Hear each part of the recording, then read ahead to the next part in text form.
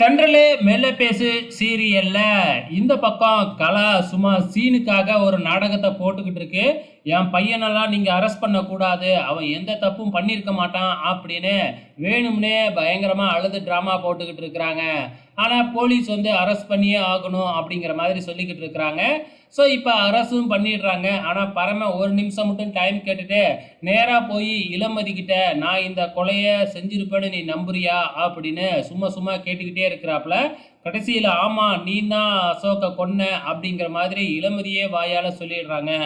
இதனால நம்ம பரம அப்படியே மனசு வெறுத்து போயிடுறாப்புல. அதுக்கப்புறம் எதுவுமே பேசவே இல்லை. போலீஸ்கிட்ட போய் சரண்டர் ஆகி கையில் விலங்க மாட்டி அழைச்சிக்கிட்டு போக ஆரம்பிச்சிடுறாங்க. இந்த பக்கம் ரிஷியும் கலாவும் பயங்கரமாக இந்த பக்கம் சிரிச்சுக்கிட்டு இருக்கிறாங்க. அதை இளமதி நோட் பண்ணுறாங்க. ஆனால் அதை நமக்கு இன்னைக்கு காமிக்கல, நாளைக்கு காமிப்பாங்க. ஸோ இப்போ நம்ம பரம அப்படியே மனசு வெறுத்து போய் சோகமாக அப்படியே போய்கிட்டு இருக்கிறாங்க. ஸோ இதுக்கப்புறம் நம்மளும் இங்கே இருக்கக்கூடாது அப்படின்னு இளமதியோட அப்பா அம்மாவும் வந்து மண்டபத்தை விட்டு கிளம்பிடுறாங்க.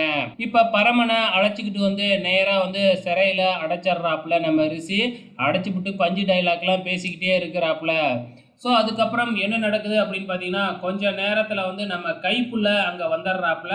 கைப்புள்ள வந்த உடனே பரமங்கிட்ட என்னாச்சு அப்படின்னு கேட்குறப்ப தான் ஒரு ஃப்ளாஷ்பேக் நம்ம பரம சொல்கிறாப்புல. இந்த மாதிரி ஒரு ஃபங்க்ஷனுக்கு கலாவும் இவங்களும் போயிருந்தாங்க இல்லையா, அப்போ அரசியல்வாதி கூட ஒரு காசு கொடுத்தாரு இல்லையா, அப்போ அந்த காசை வச்சுக்கிட்டு அப்படியே நடந்து ஒரு கோயில் பக்கமாக போகிறாப்புலையாட்டுக்கு.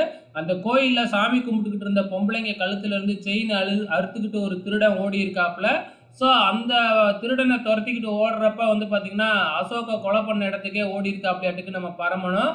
அந்த இடத்துல துப்பாக்கி கீழே கிடந்திருக்கு. அந்த துப்பாக்கியை எடுத்து வந்து பார்த்தீங்கன்னா, அந்த திருடனை மிரட்டி அவனை இழுத்துக்கிட்டு வந்து இங்கே போலீஸில் கோயிலையே வச்சு போலீஸுக்கிட்டலாம் ஒப்படைச்சிருக்கிறாப்புல. அப்போ இந்த துப்பாக்கி கீழே கிடந்திருக்கு அப்படின்னு சொல்லி அவங்கக்கிட்ட கொடுத்துருக்குறாப்புல.